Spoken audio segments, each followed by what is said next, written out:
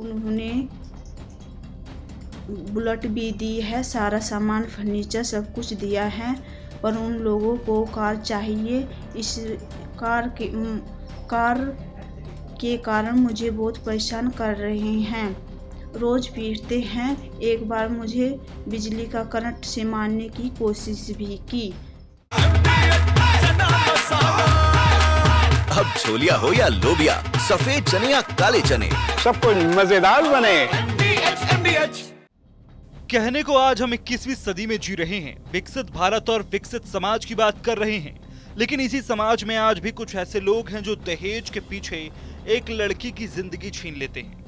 उत्तर प्रदेश में एक बार फिर दहेज लोभियों ने एक बेटी को छीन लिया, जो दहेज प्रताड़ना से टूट चुकी थी।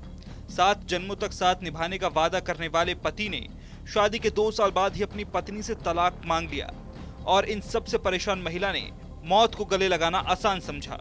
पूरा मामला बागपत के छपरौली क्षेत्र के राठौड़ा गांव में मंगलवार रात एक युवती ने दहेज उत्पीड़न और मानसिक प्रताड़ना से तंग आकर आत्महत्या कर ली। पति से तलाक के बाद महिला अपने मायके में रह रही थी और पिछले कई महीनों से मानसिक तनाव से जूझ रही थी। इस मामले में अब मृतका का एक वीडियो सामने आया है, जिसको सुनकर किसी का भी कलेजा कांप उठे।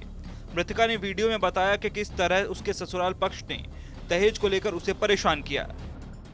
मेरे पति का नाम कुंदन सिंह है और मेरे ससुर जी का नाम किशन कुमार है और देवर जी का नाम दीपक और विशाल है और उनकी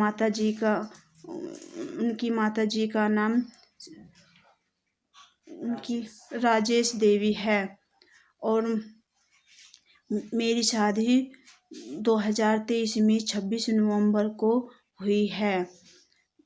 जब से मेरी शादी हुई है तब से वे लोग मुझे बहुत परेशान कर रहे हैं। मेरे पापा ने मेरी शादी में 20 लाख रुपए लगाए हैं, पर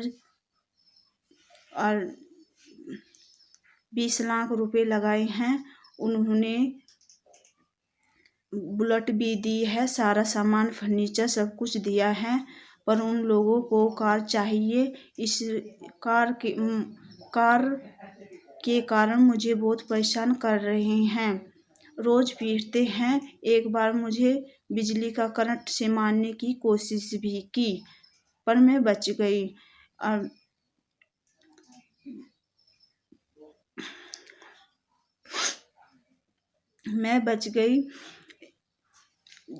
दादरी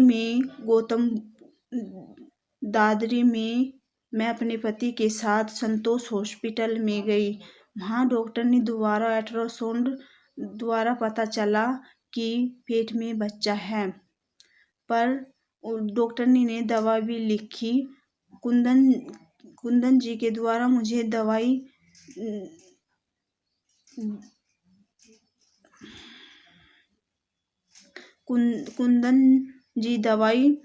मेरी नहीं लाए और 2 दिन बाद मुझे दवाई दी गई कुंदन जी द्वारा। दवाई का नाम मी50 किट था। मैंने सोचा कि ये दवाई विटामिन की होगी, पर वे दवाई विटामिन की नहीं थी। मी50 किट में 5 गोलियां होती है। मुझे पहले 1 गोली दी गई, बाद में 2 गोली और तीसरी बार 2 गोली और दी गई और उन दवाई से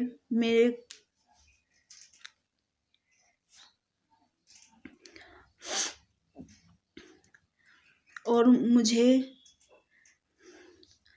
मारने की कोशिश की जा रही है शायद, पर जो मैं भविष्य में किसी कारण मर जाऊं तो मेरी मौत के जिम्मेदार मेरे पति और उनका समस्त परिवार ही होगा।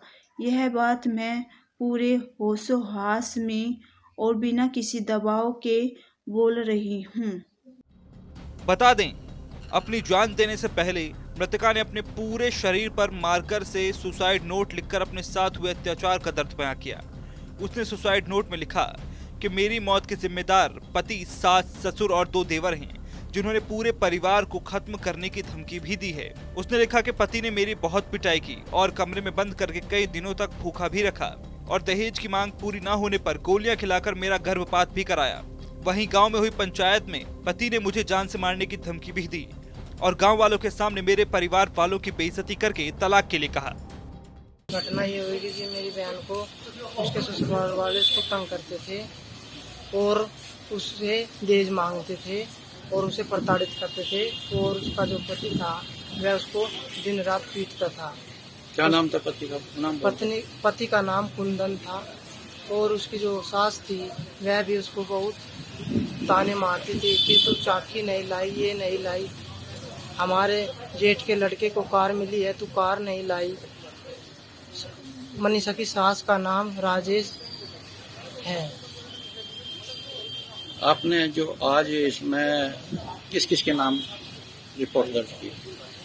मनीषा के ससुराल वालों के समस्त सभी लोगों के प्रति रिपोर्ट दर्ज कराई। पति का नाम बोलते चले जाओ अलग अलग। मनीषा के पति का नाम कुंदन और 2 देवर है मनीषा के, दीपक व विशाल, और मनीषा की सास का नाम राजेश और ससुर का नाम किशन कुमार है। इनके खिलाफ आपने? इनके खिलाफ हमने रिपोर्ट दर्ज कराई है। आरोप है कि दहेज नहीं देने पर मनीषा का ससुराल में उत्पीड़न किया गया और उसका गर्भपात भी करा दिया गया। वे जुलाई 2024 में मनीषा को मायके ले गए। तेजवीर ने बताया कि 4 दिन पहले ससुराल पक्ष के लोगों के साथ बातचीत हुई थी। पंचायत में रिश्तेदार और अन्य लोग भी रहे और दोनों पक्षों में तलाक के लिए सहमति बन गई।